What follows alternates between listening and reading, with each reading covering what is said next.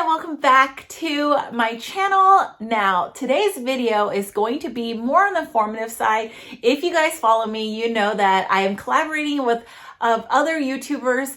Thank you so much, Mary. Thank you so much, Danny. And I'm going to drop all of the other girls that I am collaborating with in the description box below. But we are on a Buy Nothing February challenge. So it's going to be really hard for me because I never realized how much I actually purchase until you like sit there and you start looking. Because I'm sure if you guys are watching this channel, you must love handbags, accessories, fashion, luxury as much as I do. And we know that our wish list is pretty long, but I'm really going to embrace this month and try to save some money because it's important to be mindful of what you spend. Now, today's video is going to be on what bags are the best and worst investments. Now, I do want to put in a disclaimer that I honestly buy bags that make my heart sing, and I know that I don't make the best decisions necessary from an investment standpoint. I mean, yes and no. I love to know that those bags could potentially go up in price down the line. However, if I love something and I know that I'm just buying it because I love it and I just want to use it, I'll still do it. So, you know, it's a give and take, but it's still good to know. So that's why I wanted to sit down and film this video. Now, I'm going to go through some of the best and worst. I'll start off with the best. Now, we all know that Louis Vuitton is probably a brand that we probably grew up with, that we love. It's just the monogram means so much to me. I feel like when I started my love for luxury, the monogram print or the damier print is kind of the way to go.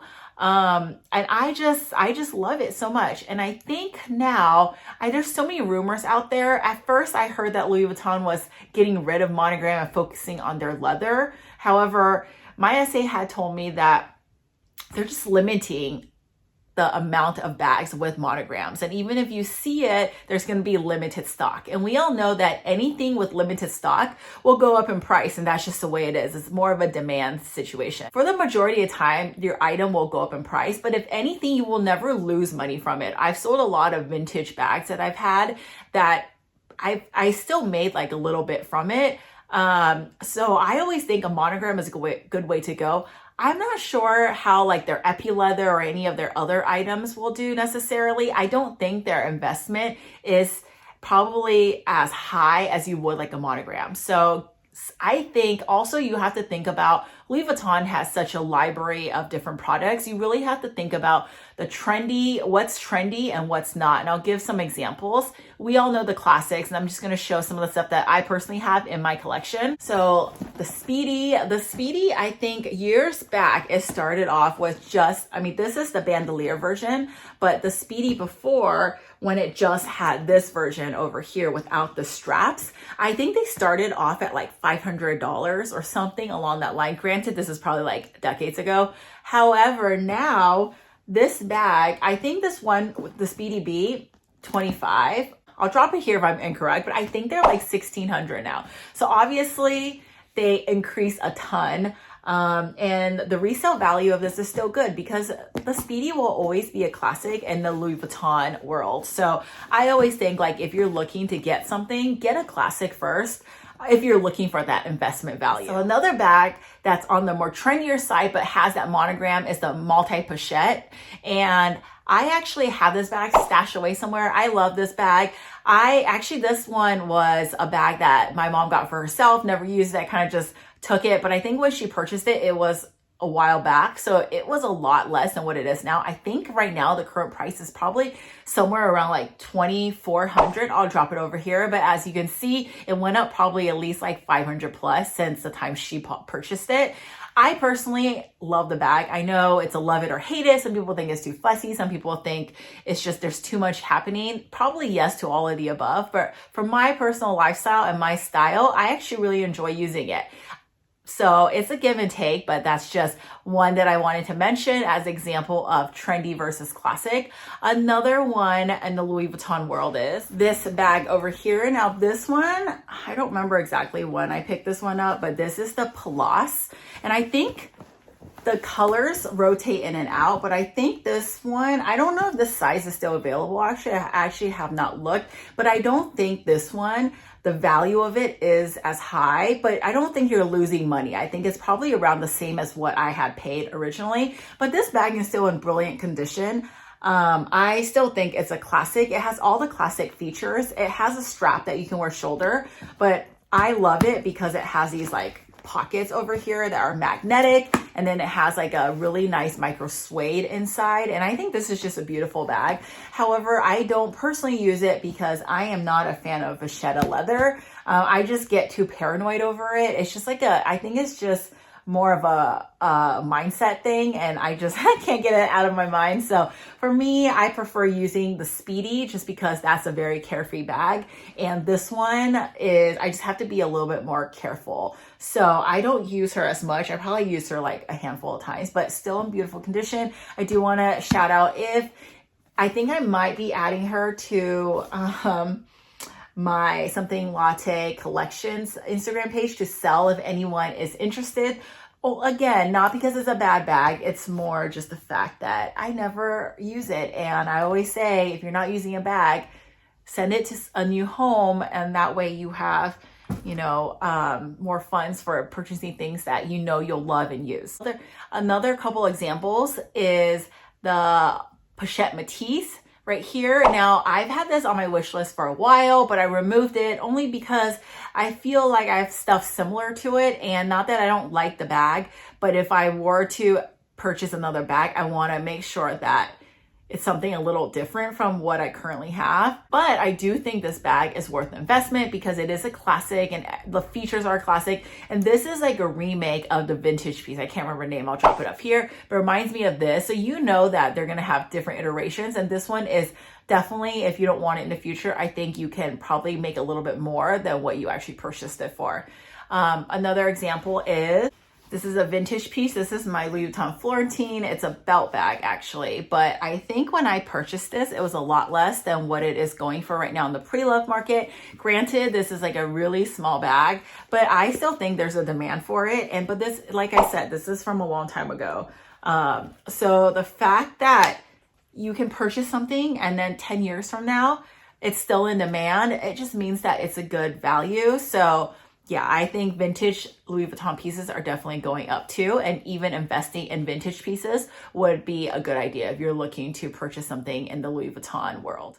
Second brand, Dior. Now, I personally love Dior, and I know that Dior you don't think of investment pieces necessarily, whether you're thinking of like a Chanel or a Louis Vuitton or Hermes. It's just a little different. However, I do think that in this fashion house, there are certain classic pieces that will always hold its value. And I think Lady Dior is a good example of that. I think the Lady Dior really does have that like classic look. It has all the classic functionalities, and I think people use it as more of a collector's item. I don't really see this as like an everyday bag because of lots of reasons to get in and out of the bag, and also like the classic look. I think this bag is absolutely gorgeous, but I just never like had the urge to add it to my collection necessarily because I just know that I won't use it every day, and I like to go in when I'm purchasing something with the mindset that at least I will want to use this on a daily basis, and it has that functionality to do so. So I haven't, but I did actually pick up something else from Dior. So if you guys follow me or you guys chat with me, you guys know what it is. I'll be doing another video of that soon, but I do just want to mention that, you know, certain pieces in certain fashion houses that may not hold its value as much, some pieces actually do. So Lady Dior is definitely one of them. Third one, Chanel. We all know about Chanel. I don't need to give too much time to Chanel because those price increases are skyrocketing. And even from like a year ago, even from 2020, the bags, I mean, when I thought a Chanel Classic Cloth for $7,000 was a lot, now if you ask me today, I'm like, oh, I probably should have just gotten one because that's not that bad compared to what it is. I mean, now you're looking, depending on size, like anywhere from $8,000 to $10,000, which I still think is really crazy. But obviously, you know, if you're purchasing a Chanel, you know that those classic flat prices is just going to go up. Now, seasonal bags, I'm not sure like exactly how that works. I really think it depends on the pieces, but a lot of seasonal pieces that have elements of a classic feel, examples I'll throw up on here, these ones resemble the classic flap. So I think like the Chanel Riviera, that one is an older model, but I still think that that one holds its value pretty well. And then obviously like bags like the Coco handle, the Chanel 19. I purchased my Chanel 19, I don't exactly remember, probably like a year or so ago. And even then the price has already gone up significantly. So, I mean, you just know that if you're buying Chanel, you're going to get your money's worth and then probably a good amount back. So it's good to know that you're going in as an investment. Now, I just want to caveat that by saying, do I think classic flap is worth the price it's at? I do not think so. And the reason is I've seen so many videos and I've heard from so many people that they did pay that $7,000 price mark and their clasp is chipping off already, like the gold. And I can't believe that, and not to mention only using it like a few times. And I just can't imagine that you spend so much and then you're gonna see wear and tear on something that's hardly used. Like that would make me so sad. So with that in mind, I just don't think I could do it. It's too much. It's not worth the headache for me personally, but I do think like the vintage pieces, and you guys know I'm trying to add a 24 karat, like classic caviar piece to my collection. And even like the one that I refurbished with leather surgeons over here, like that one is beautiful. And that's like 30 years old and yet it's in immaculate condition. So vintage pieces is the way to go, in my opinion, if you're looking for that like cost with the lower cost range, but knowing that you're still going to get a return down the line. Third one is another obvious one, and that's Hermes. And we all know that we love Hermes, and it's one of those brands that, you know, it has so much story to it. It has so much meaning behind it. I don't have one in my collection necessarily because I just haven't had that urge. Not to say like I don't love a Kelly. I actually like the Kelly more than I like the Birkin, and I do want to add that to my collection one day. I'm just not in a hurry to do so at the moment. But I do think they're gorgeous bags. But I know that it'll hold its value. And why? Because it's the limitation of the product, right? So I don't know if they make limited inventory or not, but I'm assuming whatever it is that exclusivity that Hermes actually places on consumers, and it's limiting their access to get those. And then also not to mention the buying journey that they require, how you have to spend a certain amount or buy a certain amount. And it can't be like anything across the board. It has to be like certain stuff to even be qualified to buy a quota bag.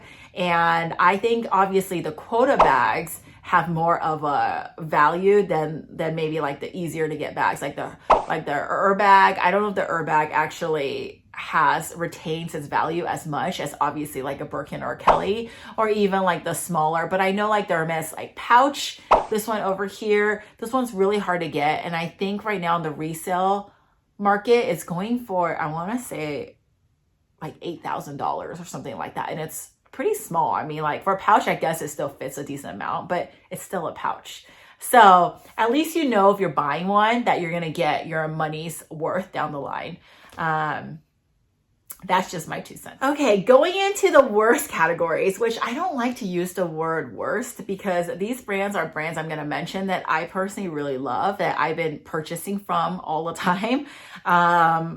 So again, I buy things that make my heart sing. I don't buy things for investment pieces. However, if it goes in price, then it's fine. But the first brand I want to mention is Fendi. Now, you guys know I love Fendi. I actually like Fendi more so than any probably other fashion houses at the moment, just because I think that they just have some really nice pieces. It's trendy pieces. It's classic pieces with a kind of a twist, and it has that like trendy element, but still holding a classic look and feel. Is what I really love. Fendi prices are actually going up too. They just had a price increase recently on their Fendi First bag. I think that went up $200. I think on some of their baguettes went up in cost too. It started out, I think the baguette started out $2,700 and now it's at $32 something. So obviously these prices are going up pretty high. So yes, obviously it's not going to be like a Chanel classic flat, but I think the baguette always just has like a classic element to it. So I think it always, as long as, you know how styles resurfaces after a decade, after a few years. So I always think that just depending on timing, you could still make investment pieces out of them For example, this Mama Baguette, I'm pretty sure like when this person purchased the Mama Baguette, it was a lot less than probably what I had paid on the pre-loved market. Now this one I picked up from Fashion File, and this is like a couple years ago. And I mean, I still think it was cheaper than what it is today, but I still probably paid a couple hundred more than the original price from, you know, because this is a vintage piece. So yeah, I definitely think that some bags definitely do retain their value. Okay, and then you guys know I have this baguette over here. Now this one is obviously the newer one, but yeah, this went up in price too. So if you go on Fashion File or any other pre-loved market, I think sometimes they're going for a couple hundred more than what they're selling at the boutiques.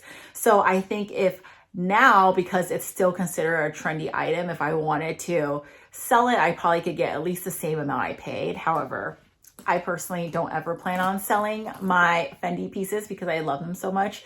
So this will, for me, is going to be in my collection for a while. Okay, Loewe bags as well. Like I personally always had Loewe puzzle, the small size on my wish list. And I think they're great bags, but I don't think that they retain their value. So if you go on like Fashion File or something like that, you actually can get it for a lot less. I think currently the small one is going from anywhere from like 26 to 2,800, and on Fashion File, depending on quality, I think you can find one from on average of, you know, 16 to 2,200, maybe somewhere around there. So I personally think if I were to get a puzzle bag, unless I have like find one for a really good deal, I'd probably just consider getting that pre-loved one that's in good condition, because I know that in the future, if I do want to sell that bag, I'm not going to get my money back. I'm going to be losing a chunk. So why not buy a pre-love if that's the case? And that's how I feel about Loewe personally. Another one is Prada. I don't know if Prada holds its value as well, as much as I love their bags though. And you guys know I love Prada nylon. I have a couple pieces from them, but this is my latest piece. It's the re-edition. This is the re-edition 2000. And you know, I don't think, I mean, right now, again, this bag is trending. So if you go on Fashion File, especially like for a color like this, I think it sells for more than what the bag is. So this one, I think in store is under 1,000. And if you look on Fashion File for newer, good quality versions, they go above 1,000. So obviously you can see that if you were to turn this bag around now, you probably could get at least the same amount that you paid. But who knows, like by the time I don't want to use this bag anymore in a couple years, it probably is not going to be worth that much. And that's okay, because I buy bags that I love. And regardless of trend, I'm still going to be using this bag.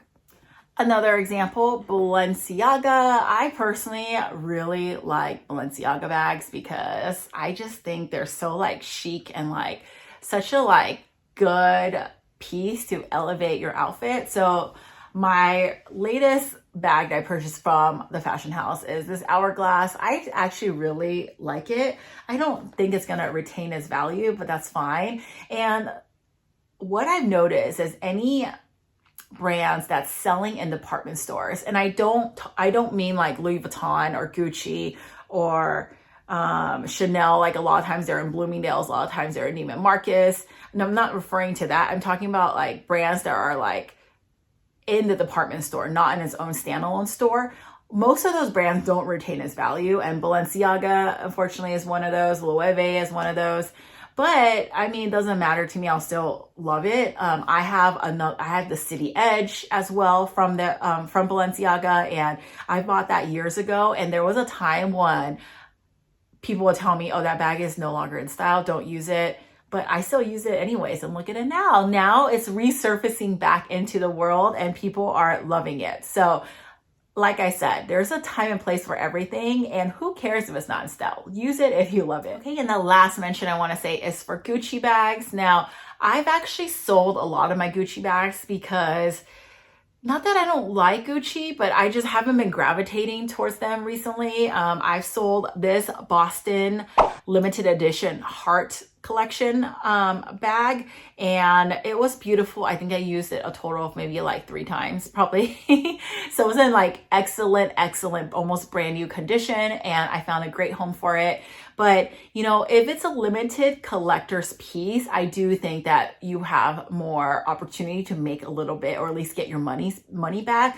Now, I did pick up the when, I think it was a couple years ago, Doraemon and Gucci did a collaboration. I did pick up the belt bag from them. I can't find it, but I'll drop a photo here. Now that bag, I don't know what it's going for now, but I think if, I don't, it's obviously not in stores anymore. It was just like a limited edition thing. If you go on StockX, I think they're a couple hundred more than what the original price was. But again, like it may not be the case down the line, but I think you have a better chance with something like that than your basic like classic Gucci tote or something along those lines, just because it's so easy to get. You could probably walk into Gucci and most likely get that bag. However, I did go into Gucci recently and I tried to get this bag over here and they were like sold out. I just kind of want to take a look at it. That was really cute, but I know that that's a trendier bag. It is not a good investment. But either way, I still think it's a really cute bag. But yeah, that's pretty much it. That is my roundup of the best and worst bags for investment purposes.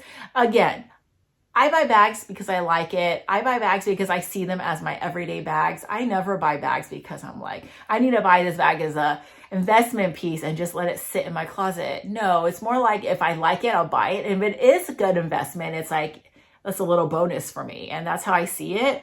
But nonetheless, it's always good to know these things because it helps us make better decisions when we're purchasing items. So let me know, what are some of your favorite investment pieces in the description box below? I'd love to know. But yeah, as always, thank you so much for watching and stopping by. If you like this video, please consider giving me a thumbs up. And if you're not following me on Instagram, I'm going to drop my information here. But thank you again, and I will see you in my next one. Bye.